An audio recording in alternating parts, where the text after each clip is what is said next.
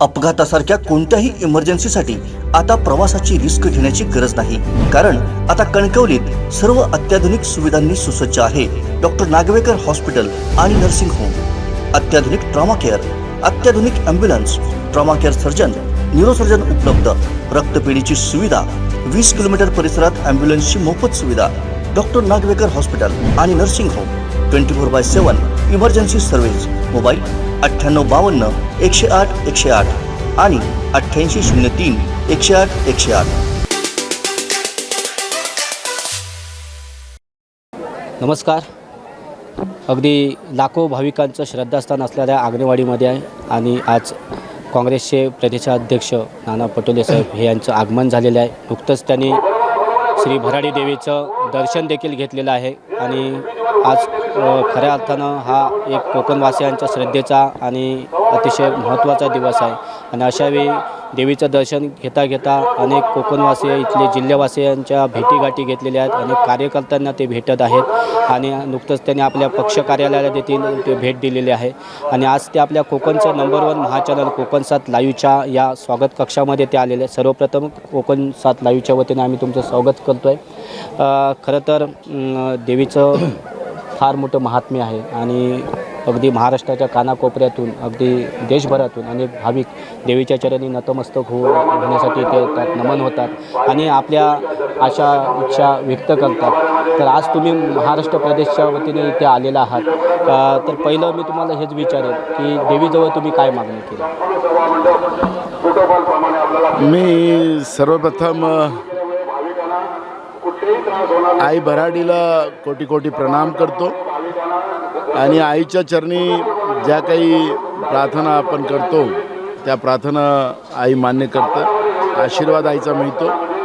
हीच आईची लौकिक पूर्ण देशामध्ये आईच्याबद्दलचा आहे। मी पहिल्यांदा इथं आलेलो आहो आणि मी याच्यासाठी आलेलो होतो की मोठ्या परिश्रमाने, मोठ्या त्यागाने, बलिदानाने या देशाला स्वातंत्र्य मिळालं आणि डॉक्टर बाबासाहेब आंबेडकरांच्या संविधानाच्या माध्यमातून या काँग्रेसनी या देशाला गेल्या 50 वर्ष पुढं नेण्याचं काम केलं। ज्या देशामध्ये फक्त 50 गावात लाईट होती त्या गावामध्ये लाईट असेल, आरोग्य असेल, शिक्षण असेल, पिण्याचं पाणी असेल, रस्ते असतील, या सगळ्या व्यवस्था, सेक्शन व्यवस्था या सगळ्या उभ्या करण्याचं काम आणि भारताला मुख्य प्रवाहात आणण्याचं काम गेल्या 50 वर्षात काँग्रेसने केलं। पण आता खोटे स्वप्न दाखवून देशात आणि राज्यात जे सरकार आले त्याच्यामध्ये देशात ज्या काही सार्वजनिक उपक्रम उभे केलेले होते ते सगळे विकून हा देश चालवण्याचं काम आपण कालचंही बजेट केंद्रातलं पाहिलं तर काही संपत्त्या विकायचं त्यांनी निर्णय त्या बजेटमध्ये केलेला आहे।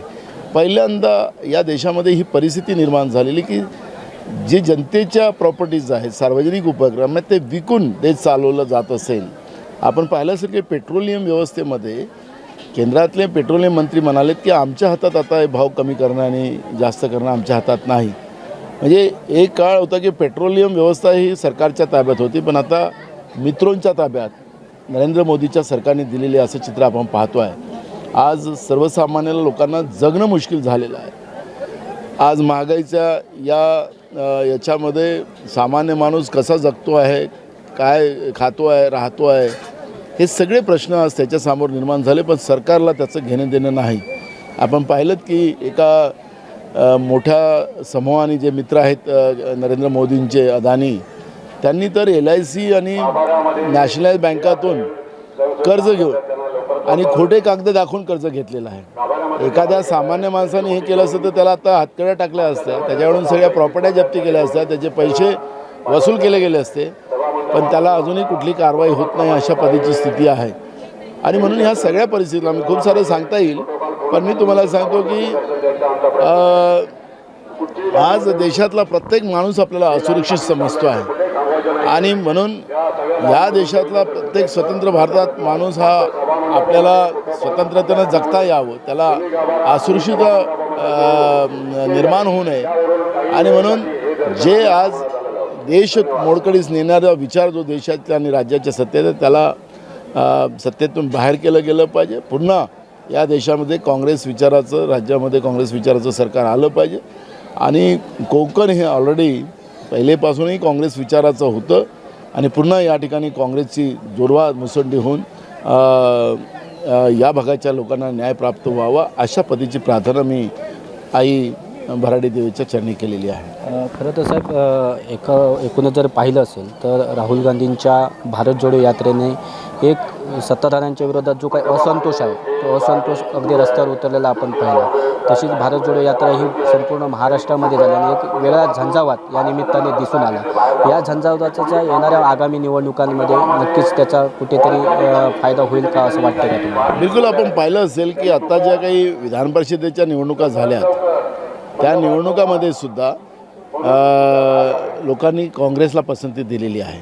त्याची सुरुवात झालेली आहे. कारण की आखरी अन्यायाच्या विरोधात लोकशाहीमध्ये एक गोष्ट आपण लक्षात घेतली पाहिजे की आताचे जे सत्ताधीश आहेत ते स्वतःला राजे समजतात. लोकशाहीमध्ये जनता राजा असते आणि हा जो विसर आताच्या सत्ताधीशांना पडलेला आहे तर राजा कोण आहे याचा संदेश आताच्या झालेल्या 5 विधान परिषदेच्या निवडणुकीमध्ये लोकांनी BJPला समजवलेलं आहे आणि मला वाटतं की आता त्यांची उतरती कळा भाजपची सुरू झालेली आहे.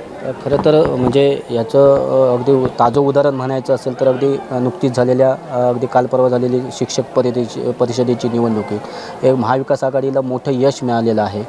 या संदर्भात काय सांगा? आपण पाहिलं की भाजपचं जे मूळ आहे ते नागपूर आहे. RSS हा त्यांचा मुख्य त्यांचं उत्पन्न त्यांचं जे भाजपचा प्रवाह तिथून सुरू होत आहे. त्याच नागपूरमध्ये भाजपच्या अनेक गड, काल आम्ही जिल्हा परिषदा जिंकल्यात, पंचायत समित्या जिंकल्यात, नगरपालिका जिंकल्यात. आता महानगरपालिकेची निवडणूक झाली तर त्याच्यातही काँग्रेस पुन्हा त्या ठिकाणी जिंकेल. ग्रॅज्युएट मतदारसंघ आम्ही जिंकला. आता काल झालेला शिक्षक मतदारसंघ आम्ही जिंकला. त्यामुळे भाजपच्या घरामध्ये काँग्रेसनी कशी मुसंडी मारली याचं दर्शन आपल्याला पाहायला मिळत आहे. अमरावती विभागामध्ये फडणवीसांचे खास माजी राज्यमंत्री, गृहराज्यमंत्री काय काय त्यांच्याकडे सगळंच खातं होतं. दुसरंही खातं होतं त्यांच्याकडे एका दरवाजाच्या मागचं. सगळं असतानासुद्धा अशाही व्यक्तीला काँग्रेसच्या नेतृत्वाने त्या ठिकाणी हरवलेलं आहे, उमेदवारांनी हरवलेलं हे आपण पाहतो आहे. तर त्यामुळे एक मोठं परिवर्तन जनतेमध्ये आपण पाहतो आणि महाराष्ट्रामध्ये आणि देशामध्ये पुन्हा काँग्रेस जनतेच्या हितासाठी सत्तेमध्ये येईल आणि आई भराडी मातेचं त्यांना आशीर्वाद प्राप्त होईल. खरं तर हे एकूणच महाराष्ट्राचं चित्र आहे. खरं तर तुम्ही मगाशी म्हणाला तसं की कोकण हे काँग्रेसचं होतं आणि खऱ्या अर्थाने आहे, आजही ते आहे. मात्र कुठेतरी संघटनात्मक उभारी घेण्याची ही आजची गरज आहे. खरं तर एकूणच जर भारत जोडो यात्रेने जर पाहिलं असेल तर एक मोठी युवकांची फळी ही राहुल गांधींच्या सोबत दिसलं. तुम्ही एक युवा नेतृत्व या तरुणांचं करतायत. कोकणच्या दृष्टीने कसा विचार करता? मी आत्ताच आमच्या जिल्हाध्यक्ष आणि सगळ्या प्रमुख नेत्यांशी चर्चा करत असताना मी त्यांना तेच सांगितलं की पुन्हा आपल्या इथं कारण की मधल्या काळामध्ये काही लोकांना आम्ही संधी दिली, त्यांना आधार दिला, त्यांना घर नव्हतं अशा लोकांना आम्ही घरात आणलं आणि त्यांनी आमचंच घर बरबाद करून गेले. मी त्यांचं नाव न घेता आपल्या कोकणच्या लोकांना आपल्या कोकण साध या वाहिनीतून सगळं कळू शकते की मी कोणावर माझा इशारा आहे. तर असे लुटारू आलेत गेलेत, पण मूळ माणूस आज आहे. मी आजही आपल्या या गावच्या सरपंचा ज्या आहेत आमच्या अंगणेताई त्यांच्या घरी गेलो. त्या काँग्रेस विचाराचे ते परिवार, त्यांना एवढा आनंद झाला की काँग्रेस अजूनही कोकणामध्ये आपल्याला पाहायला मिळतं की आज आपण ज्या भराडी मातेच्या आशीर्वादाला आलो त्या गावातही सुद्धा काँग्रेसचा सरपंच आहे. आणि सिंधुदुर्ग जिल्ह्यामध्ये काँग्रेसला पुन्हा वापस यायला काही अडचण नाही. म्हणून मी आताच काही सूचना आमच्या काँग्रेसच्या प्रमुखांना मी इथं दिलेल्या आहेत. नवीन पिढीला जोडून राहुल गांधींच्या प्रवाहामध्ये मोठ्या प्रमाणात नवीन पिढी जुळते आहे. त्यांना सोबत घेऊन पुन्हा तरुणांची काँग्रेस या ठिकाणी उभी व्हावी अशा अपेक्षा मी आमच्या पदाधिकाऱ्यांनी व्यक्त केलेल्या आहेत. मी मधामधात स्वतः या ठिकाणी या सगळ्या गोष्टीचा आढावा घेईल, मी स्वतः लक्ष घालेल आणि पुन्हा सिंधुदुर्ग जिल्ह्यामध्ये काँग्रेसला भरारी घेण्याची व्यवस्था या ठिकाणी निर्माण आहे. खरं तर ज्यांचं आत्ता तुम्ही नाव न घेता इशारा दिला तर अशा व्यक्तींच्या विरोधात, अशा राजकीय नेत्यांच्या विरोधात लढण्यासाठी खऱ्या अर्थानं काँग्रेसचा एक लढावी कार्यकर्ता इथे तयार होणं फार गरजेचं आहे. तर या दृष्टीने तुमचं काय? बिलकुल होणार. आमच्याजवळ आहेत अनेक लोक. त्याला संधी देण्याची व्यवस्था केली गेली पाहिजे होती, ती संधी मिळाली नाही. आपण पाहिलं की नगरपालिकेच्या निवडणुकीमध्ये सुद्धा आपल्याला आमच्या नगराध्यक्षसुद्धा काँग्रेस पक्षाच्या झाल्या. त्याच्यामुळे मी तुम्हाला सांगतो एक मोठं परिवर्तन तुम्हाला पुढच्या काळात पाहिल. कारण की जे लोक स्वतःला मोठं समजतात त्यांची फार ताकद आहे असं तुमचा अर्थ असेल, त्याला आमचा लहानसा माणूसही चीत करू शकतो एवढी ताकद या भागात आहे. आणि काँग्रेसची ताकद त्याच पद्धतीने या भागात उभी होती. खरं तर कोकणचं नंबर 1 महाचॅनल कोकण 7 लाईव्हचा 9वा वर्धापन दिन 1 मार्च रोजी होत आहे. खरं तर वर्धापन दिन हे होत असतात, मात्र प्रत्येक वर्धापन दिनाला कोकण 7 लाईव्हच्या माध्यमातून एक वेगळा अभिनव असे उपक्रम राबवले जातात. एक वर्षभर एक वेगळी थीम राबवली जाते. त्याचाच एक भाग म्हणून यावर्षीच्या वर्धापन दिनानिमित्त ऑक्सिजन टुरिझम हा एक अभिनव असा संकल्प आम्ही हाती घेतलेला आहे आणि त्याची सुरुवात 1 मार्चपासून होत आहे. खऱ्या अर्थानं आत्ताच्या पर्यटनाची व्याख्याही बदललेली आहे. कोरोनानंतर तर ती त्यापेक्षाही पलीकडे जाऊन बदललेली आहे आणि आज खऱ्या अर्थानं जे लोक पर्यटन करायला बघत आहेत तर त्यांना ऑक्सिजनची गरज आहे. आज मेट्रो सिटी आज दूषित होत चाललेली आहे. तर या दृष्टीने ऑक्सिजन, प्युअर ऑक्सिजन हा कोकणामध्येच आहे आणि या अनुषंगानेच आपण ऑक्सिजन टुरिझम ही संकल्पना राबवत आहोत. काय शुभेच्छा द्याल? काय कोकण 7 चॅनलने एक चांगला उपक्रम घेतलेला आहे. कारण की प्रत्येकाला जगायचं असेल तर त्याला ऑक्सिजन असलाच पाहिजे. आणि कोकण हे निसर्गरम्य आहे, निसर्गाने भरपूर या ठिकाणी दिलेलं आहे. पण विकासाच्या नावानं आणि सत्ताधीशाच्या माध्यमातून निसर्गाची मोठ्या प्रमाणात जी हानी होते आहे ते वाचवणंही गरजेचं आहे. आणि कोकण 7ने 1 मार्चपासून या ऑक्सिजन संरक्षण मानसिकता घेऊन एक काम करण्याचा जो मानस बनवला आहे तो खऱ्या अर्थानं मनुष्य जीवनासाठी, जीवसृष्टीसाठी महत्त्वाचा आहे. माझ्या त्यांना खूप शुभेच्छा आहेत. कारण की आपल्याला खूप मोठ्या संकटाच्या पुढं जावं लागणार आहे. सत्ताधीश त्यांना पैसा पाहिजे, सत्ताधीशांना त्यांना लूट करायचं आहे आणि त्या लोकांना या सगळ्या गोष्टीपासूनही सद्बुद्धी प्राप्त हो अशी बराडी मातेच्या चरणी प्रार्थना करतो की कोकणाचं निसर्गरम्यपणा हा संपला नाही पाहिजे.